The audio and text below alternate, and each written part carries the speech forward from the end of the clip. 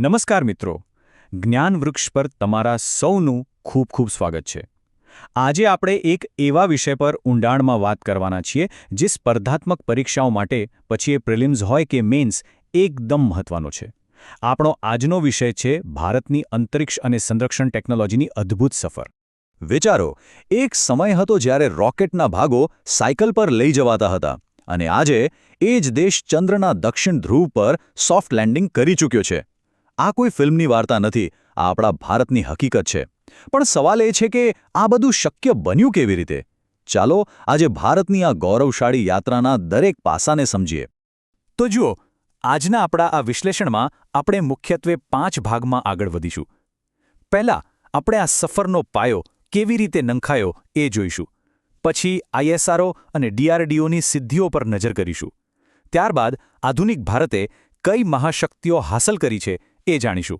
અને હા, છેલ્લે પરીક્ષા માટે સૌથી કામના મુદ્દાઓનું એક ફટાફટ રિવિઝન પણ કરીશું.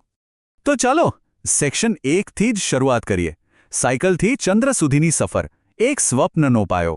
કોઈ પણ મોટી સફળતાની પાછળ એક મજબૂત વિઝન હોય છે અને ભારતની અંતરિક્ષ યાત્રા પણ એવા જ એક મહાન વિઝનનું પરિણામ છે. હવે આ સ્લાઇડ પર ખાસ ધ્યાન આપજો. અહીંથી પરીક્ષામાં સીધા સવાલો બને છે. જુઓ, 1962માં ડૉક્ટર વિક્રમ સારાભાઈના નેતૃત્વમાં ઇન્કોસ્પારની સ્થાપના થઈ. બરાબર 1 વર્ષ પછી 1963માં કેરળના થુમ્બાથી આપણું પહેલું સાઉન્ડિંગ રોકેટ લોન્ચ થયું.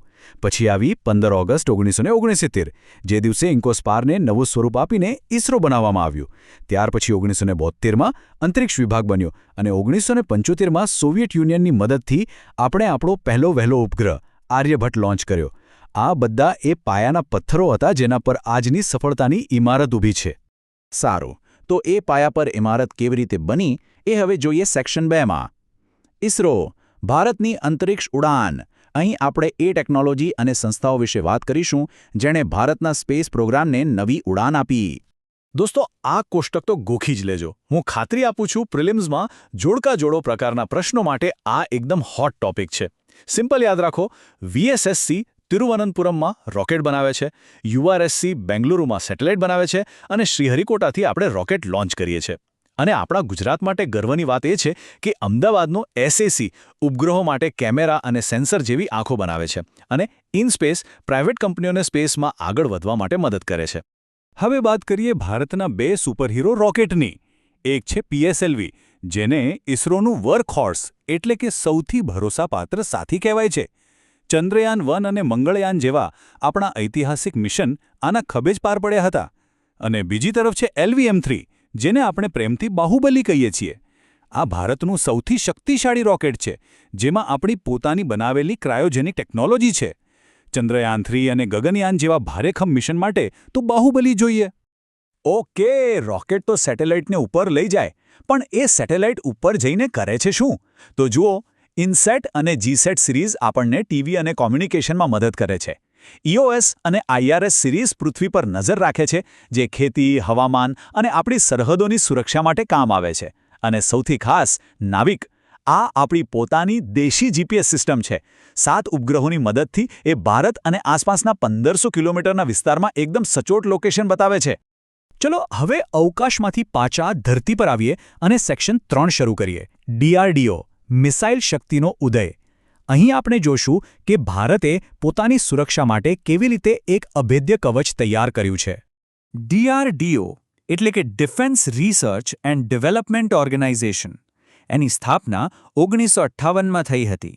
હેડક્વાર્ટર નવી દિલ્હીમાં છે અને એનું ધ્યેયવાક્ય બલસ્ય મૂલમ વિજ્ઞાનમ. કેટલું સચોટ છે નહીં? જેનો અર્થ છે શક્તિનું મૂળ વિજ્ઞાન છે. પરીક્ષા માટે આ સ્લાઇડ સૌથી મહત્વની છે. ડૉક્ટર APJ અબ્દુલ કલામ દ્વારા શરૂ કરાયેલા IGMDP પ્રોગ્રામની 5 મુખ્ય મિસાઇલોને યાદ રાખવા માટેનો મંત્ર છે પટના. બસ આ એક શબ્દ યાદ રાખી લો. P એટલે પૃથ્વી, A એટલે અગ્નિ, T એટલે ત્રિશૂલ, N એટલે નાગ અને A એટલે આકાશ. આ 5 મિસાઇલ અને તેના પ્રકાર પરીક્ષામાં વારંવાર પૂછાય છે. સારું, તો આ તો થઈ પાયાની વાત. પણ આજનું ભારત ક્યાં ઊભું છે? ચાલો હવે સેક્શન 4માં જોઈએ આધુનિક ભારતની એ મહાશક્તિઓ જેણે દુનિયાને આપણી તરફ જોવા મજબૂર કરી દીધી છે. અને આ એ ઐતિહાસિક ક્ષણ છે જેણે દરેક ભારતીયની છાતી ગર્વથી ફૂલાવી દીધી 2023માં ચંદ્રયાન-3 સાથે ભારત ચંદ્રના દક્ષિણ ધ્રુવ પર સફળતાપૂર્વક ઉતરનાર દુનિયાનો પહેલો અને એકમાત્ર દેશ બન્યો. આ કોઈ નાનીસૂની સિદ્ધિ નથી, આ ઇતિહાસ છે. અને ઇસરો અહીં અટકવાનું નથી. આદિત્ય L1 મિશન દ્વારા આપણે સૂર્યનો અભ્યાસ કરી રહ્યા છીએ. ગગનયાન દ્વારા ભારતીયોને અંતરિક્ષમાં મોકલવાની તૈયારી ચાલી રહી છે, જેના માટે વ્યોમમિત્ર નામનો એક ખાસ રોબોટ પણ બન્યો છે. અને એક્સપોસેટ જેવા મિશન તો બ્લેક હોલ જેવા બ્રહ્માંડના રહસ્યો પરથી પડદો ઉઠાવશે.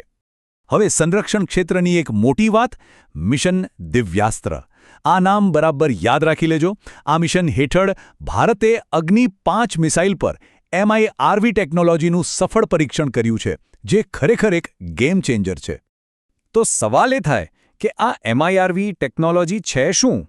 સાવ સાદા શબ્દોમાં સમજાવો તો એક જ મિસાઇલ ફાયર થાય, પણ એમાંથી એક સાથે અનેક પરમાણુ હથિયારો છૂટા પડે અને એ બધા અલગ અલગ ટાર્ગેટને એક જ સમયે નિશાન બનાવી શકે.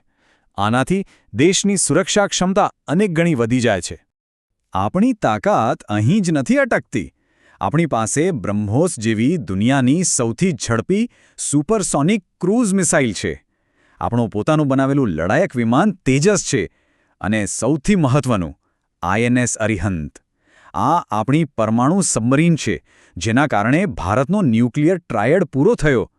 મતલબ કે હવે ભારત જમીન, હવા અને પાણી ત્રણેય જગ્યાએથી પરમાણુ હુમલો કરવા અને જવાબ આપવા સક્ષમ છે. આ ઉપરાંત મિશન શક્તિ અને પિનાકા પણ આપણી તાકાતના આધારસ્તંભ છે. ચાલો, હવે આપણે પહોંચી ગયા છીએ આપણા અંતિમ અને સૌથી મહત્વના સેક્શનમાં. વિભાગ 5 પરીક્ષા માટેનું બ્રહ્માસ્ત્ર. અહીં આપણે એવા મુદ્દાઓ પર ફટાફટ નજર કરીશું જે પરીક્ષામાં સીધા પૂછાઈ શકે છે. પહેલો ફ્લેશ કાર્ડ. ચંદ્રયાન-3ની લેન્ડિંગ સાઇટને શું નામ આપવામાં આવ્યું છે? જવાબ છે શિવશક્તિ પોઈન્ટ. લખી લો, આ પ્રશ્ન લગભગ પાક્કો છે. બીજો ફ્લેશ કાર્ડ. મિર્વ ટેકનોલોજી કઈ મિસાઇલ પર સફળતાપૂર્વક ટેસ્ટ થઈ? જવાબ છે અગ્નિ 5. અને એ મિશનનું નામ શું હતું? દિવ્યાસ્ત્ર. બસ આટલું જ યાદ રાખવાનું છે. ત્રીજો ફ્લેશ કાર્ડ. ભારતે તાજેતરમાં કયા દેશને બ્રહ્મોસ મિસાઇલ વેચી છે? જવાબ છે ફિલિપાઇન્સ. આ એ વાતનો પુરાવો છે કે હવે આપણે હથિયારો ખરીદનાર નહીં પણ વેચનાર દેશ બની રહ્યા છીએ. અને જે મિત્રો મેઇન્સની તૈયારી કરી રહ્યા છે એમના માટે આ 3 કીવર્ડ્સ બહુ જ કામના છે. તમારા જવાબમાં ડિફેન્સ ઇન્ડિજિનાઇઝેશન, સ્પેસ કમર્શિયલાઇઝેશન અને ન્યુક્લિયર ટ્રાયડ જેવા શબ્દોનો ઉપયોગ કરશો તો તમારા જવાબની ગુણવત્તા ચોક્કસ વધશે. અને અંતે આ આખી વાતનો સારાંશ બસ આ એક વાક્યમાં છે કે સંરક્ષણ સાધનોનો આયાતકાર દેશ આજે નિકાસકાર બની રહ્યો છે. જે દેશ બીજાના રોકેટ પર નિર્ભર હતો એ આજે બીજા દેશોના સેટેલાઇટ લોન્ચ કરી રહ્યો છે. આનાથી વધુ સારું આત્મનિર્ભર ભારતનું ઉદાહરણ બીજું શું હોઈ શકે? તો આ વિશ્લેષણના અંતે હું એક સવાલ તમારી સમક્ષ મૂકવા માંગુ છું. તમને શું લાગે છે, ભવિષ્યમાં ભારતનો કયો સ્પેસ કે ડિફેન્સ પ્રોજેક્ટ દુનિયા પર સૌથી મોટી અસર પાડશે? ગગનયાન કે પછી કોઈ નવી મિસાઇલ ટેકનોલોજી? તમારા વિચારો નીચે કોમેન્ટ બોક્સમાં ચોક્કસ જણાવજો. જો તમને આ માહિતી ગમી હોય તો વિડીયોને લાઇક કરજો, તમારા મિત્રો સાથે શેર કરજો અને જ્ઞાન વૃક્ષ ચેનલને સબસ્ક્રાઇબ કરવાનું ભૂલતા નહીં. આપણે જલ્દી જ મળીશું એક નવા વિષય સાથે. જય હિન્દ.